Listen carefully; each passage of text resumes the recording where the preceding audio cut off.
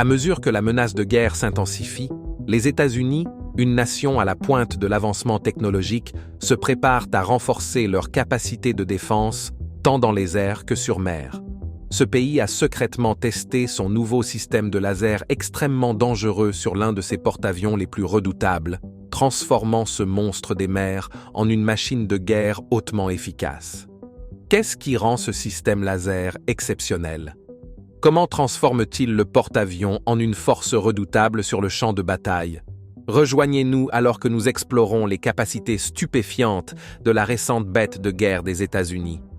Après des années de recherche, la marine américaine est enfin sur le point de trouver une solution rentable pour se défendre contre les menaces en mer provenant de nuées de drones et de missiles anti-navires qui ont augmenté ces dernières années. Au troisième trimestre de l'année fiscale 2022, la marine a reçu son premier système Helios de Lockheed Martin. Ce laser haute énergie est capable de diriger plus de 60 kW d'énergie vers des cibles situées jusqu'à 5 miles de distance. Il est en cours d'installation sur un destroyer de classe Arleigh Burke Flight 2A qui est actuellement en cours de modernisation. Insistant sur l'importance de sa production, Rick Cordaro de Lockheed Martin a révélé que le système de défense Helios devrait améliorer l'efficacité au combat du navire, aidant à dissuader les menaces futures et à protéger les marins.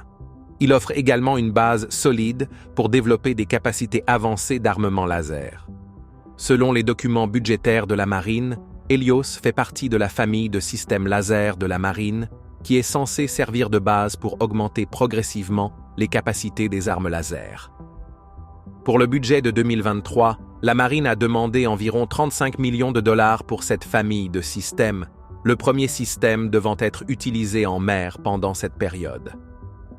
Le système ne se contente pas d'améliorer la défense contre les menaces de surface, mais comble également des lacunes en matière de contre-espionnage et de surveillance. Il peut éblouir et détruire des systèmes aériens sans pilote et combattre des petits bateaux d'attaque rapides. Bien que les systèmes de défense laser soient moins chers et aient des munitions illimitées, ils peuvent être affectés par la météo et ne peuvent cibler que ce qui se trouve dans leur ligne de mire. Les armes conventionnelles seront toujours nécessaires pour les menaces plus grandes ou à longue portée. Malgré leurs limitations, cette technologie représente des améliorations majeures par rapport aux systèmes actuels pour traiter les drones et les missiles anti-navires. Selon un rapport du Congressional Research Service d'août, les missiles surface-air et les mitrailleuses Gatling ne sont pas rentables pour abattre des drones bon marché et nécessitent un rechargement extensif, ce qui implique de parcourir de longues distances pour atteindre une zone sûre.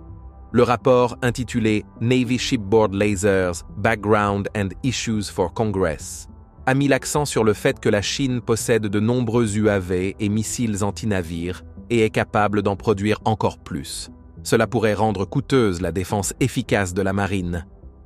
Tristan Sauer, analyste des domaines terrestres chez Global Data, a souligné que la principale préoccupation réside dans la manière de cibler, suivre et neutraliser les attaques potentielles par des essaims ou des attaques par saturation de petits véhicules sans pilote tels que les micro-UAV ou les petits navires de surface. L'utilisation des drones aux côtés des plateformes habitées devient de plus en plus pratique, se répandant sur le champ de bataille, même dans les pays ayant des ressources limitées.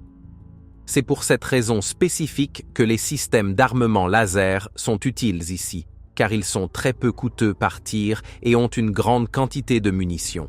Cela aiderait à contrer les menaces aériennes de manière économique.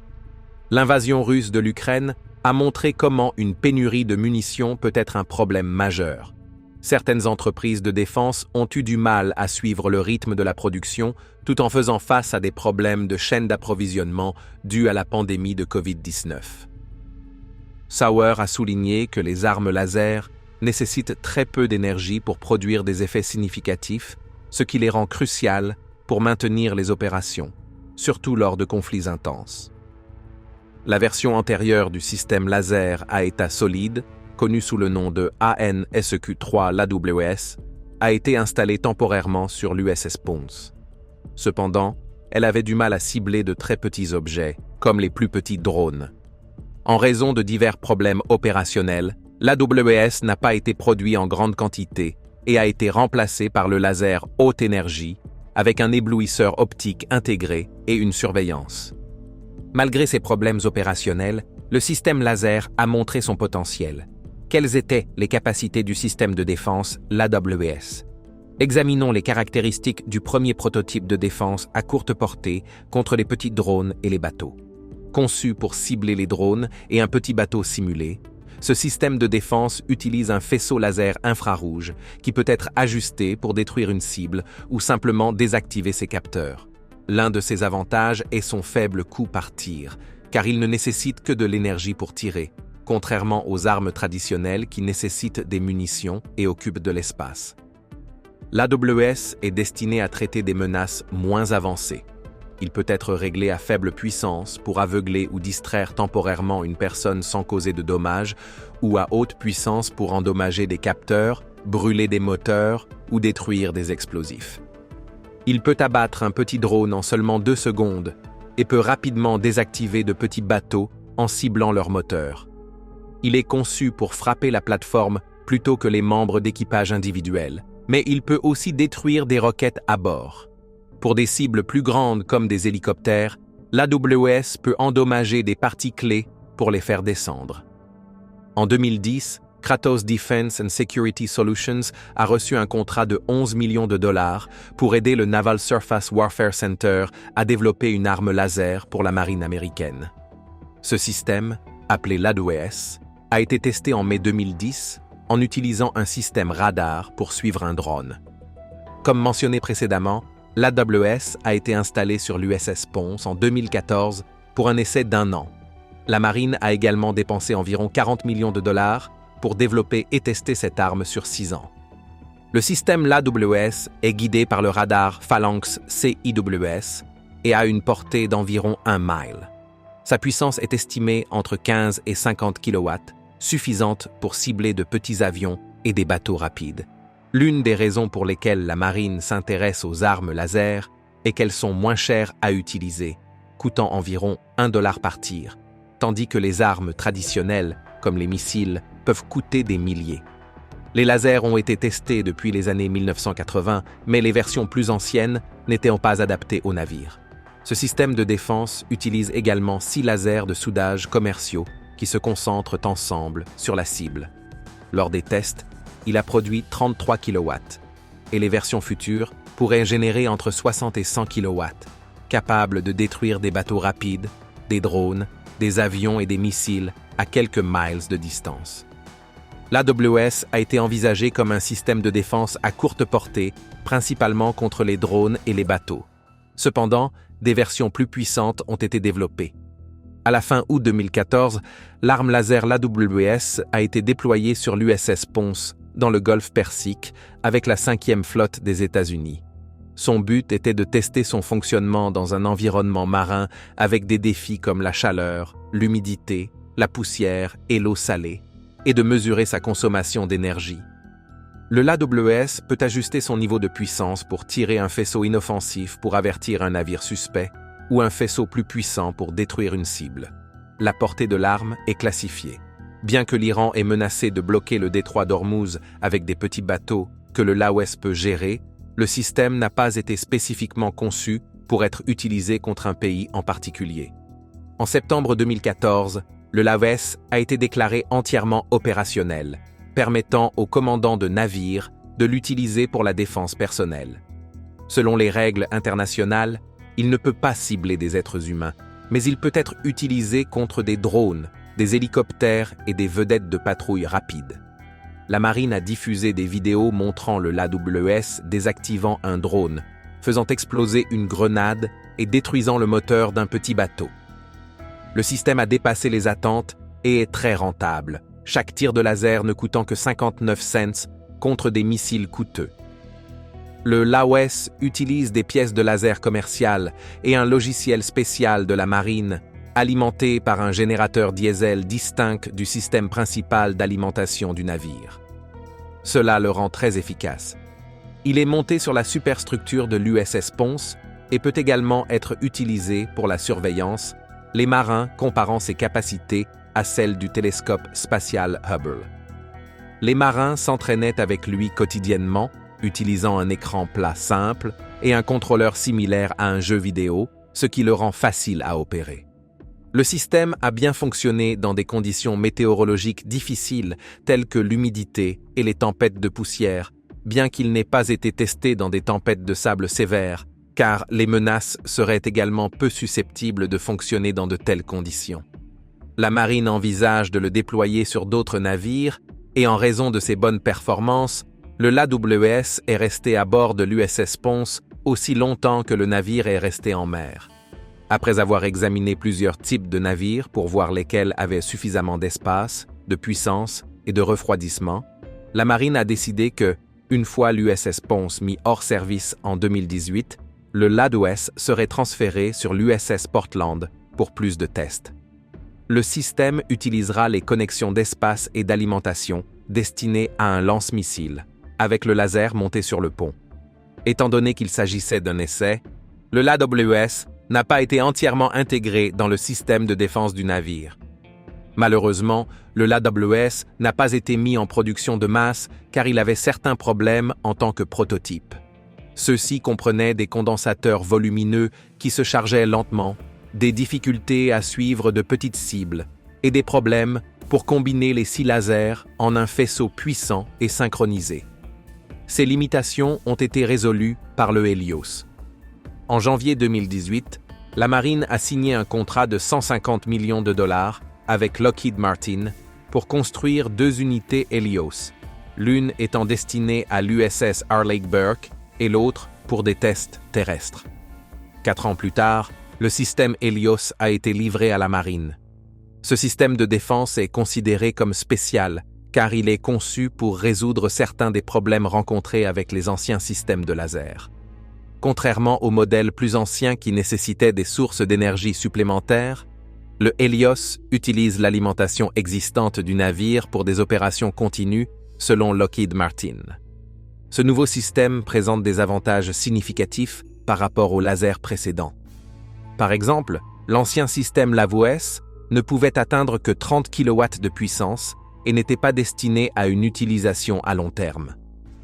Le système Helios est en cours d'installation avec une mise à jour du système d'armement Aegis dans les installations de la marine à San Diego.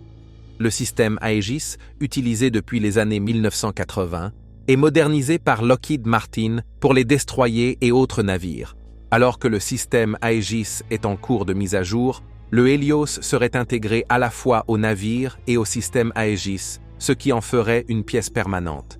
Il utilise des lasers à fibres combinés à faisceau spectral avancé qui offrent une meilleure qualité de faisceau par rapport à l'ancienne configuration laser du LAWS. De plus, le Helios peut éblouir les drones ainsi que les détruire, ce qui représente un énorme avantage pour ses capacités au combat.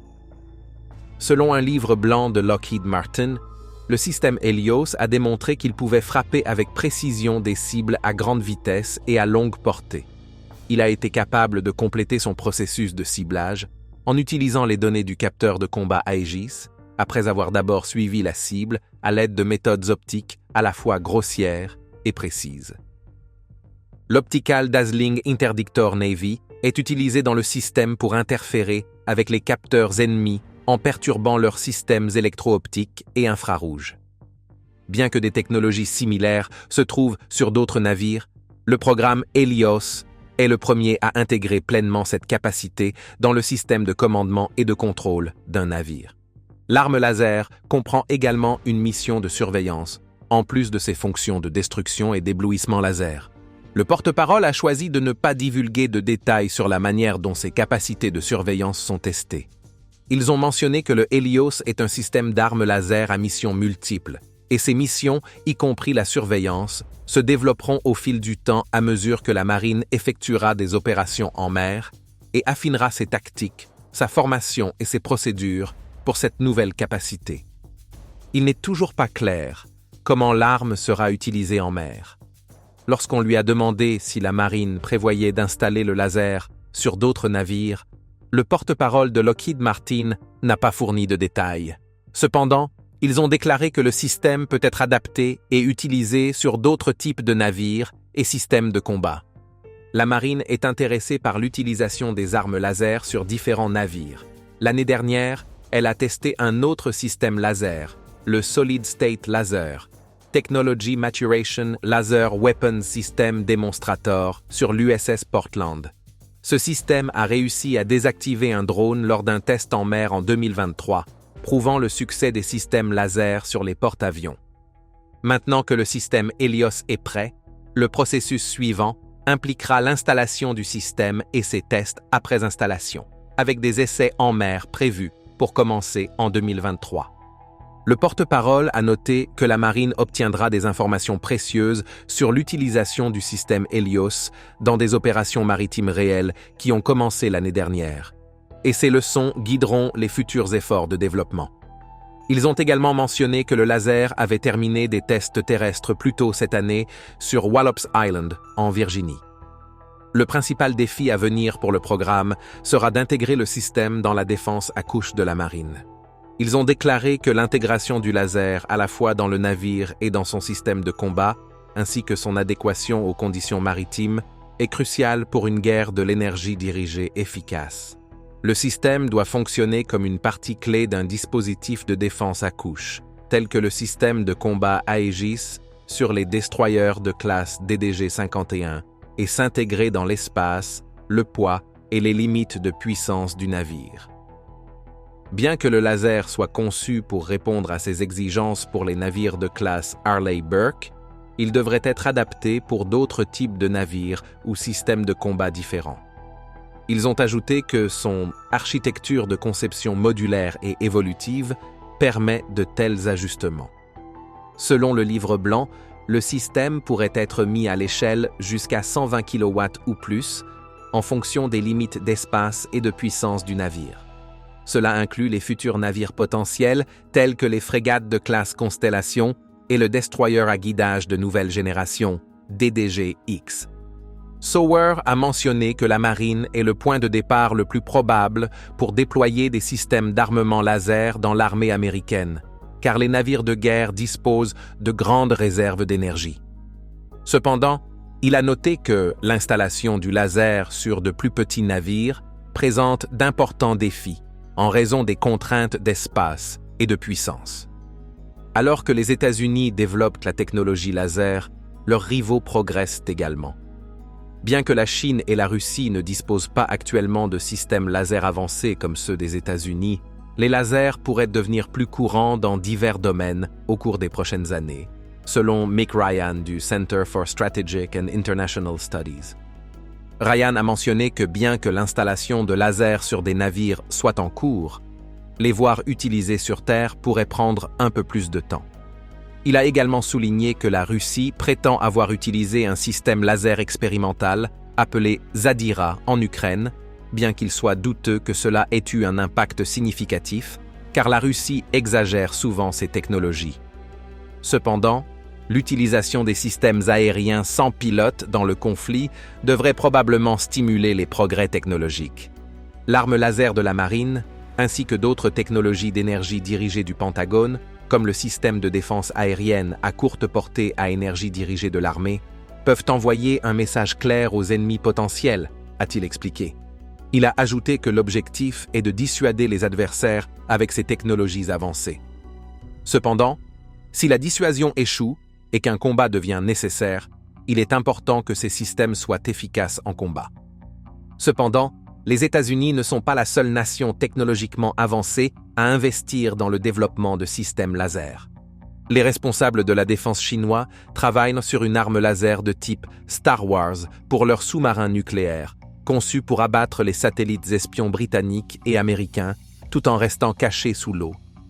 Les scientifiques chinois ont révélé que le laser peut détruire instantanément des satellites et des aéronefs ennemis parce qu'il tire à la vitesse de la lumière. L'un des objectifs visés est le système de satellite Starlink de SpaceX, qui peut souvent être vu passant au-dessus du Royaume-Uni. Le Royaume-Uni dépend d'environ 7 satellites militaires pour le commandement et le contrôle mondiaux, tandis que les États-Unis ont 247 satellites en orbite. Ces plans ont été partagés dans le magazine de défense chinois Command Control and Simulation, où les chercheurs ont expliqué que le laser pourrait être monté sur un mât et tiré sur des satellites pendant que le sous-marin reste sous l'eau. L'article a expliqué qu'un sous-marin équipé d'un laser à état solide de classe mégawatt pourrait rester sous l'eau tout en élevant un mât rétractable pour tirer sur les satellites, puis replonger après l'attaque. Il est précisé que dès qu'un satellite est à portée, le laser est activé et après la frappe, le sous-marin peut de nouveau plonger et soit attendre sa prochaine mission, soit retourner au port. Les sources chinoises affirment qu'un laser serait beaucoup plus efficace que les armes anti-satellites actuelles, qui utilisent des missiles lancés depuis le sol avec des ogives explosives. Le document chinois mentionnait également que le réseau de satellites Starlink est dense et résilient, avec de nombreux petits satellites. Même si un grand nombre d'entre eux sont détruits, les remplacements peuvent rapidement prendre le relais, rendant les attaques de missiles inefficaces. L'article a rapporté que les essaims de satellites deviennent essentiels dans les guerres, comme on l'a vu en Ukraine, où ils ont aidé à maintenir la communication pour ces forces après que les systèmes Internet et satellites réguliers ont été détruits. Cela met en évidence le besoin de détruire ou de neutraliser de nombreux petits satellites en orbite basse. La Chine pense que la solution réside dans le déploiement de flottes de sous-marins équipés de lasers produits en masse, qui pourraient être envoyés dans les océans du monde entier pour cibler ces satellites. Ces sous-marins lasers pourraient également aider à protéger les sous-marins à missiles balistiques de la Chine contre la détection. L'article a expliqué qu'un sous-marin d'escorte pourrait utiliser son arme laser pour perturber ou détruire des satellites ennemis, rendant plus difficile pour la surveillance spatiale de suivre les lancements de missiles et ainsi les garder cachés. Cependant, certains experts affirment que le développement d'un sous-marin laser nucléaire pourrait encore prendre de nombreuses années. Chris Carlson, un ancien analyste naval de la Defense Intelligence Agency, a expliqué qu'un sous-marin à profondeur périscopique n'est pas une plateforme stable pour tirer. Il a déclaré que même un petit mouvement dans la position du sous-marin pourrait faire manquer la cible du faisceau laser. Carlson a ajouté que la communication avec un sous-marin immergé est un défi. Après avoir reçu une alerte, le sous-marin devrait élever un mât avec une liaison de données pour se connecter au capteur de suivi. Ensuite, un laser de suivi séparé devrait trouver la cible et viser correctement l'arme laser. Il a souligné que de nombreuses choses pouvaient mal tourner dans ce processus. Merci de nous avoir regardés. Tant que vous êtes encore là, cliquez sur le lien à l'écran pour consulter une autre de nos vidéos. À bientôt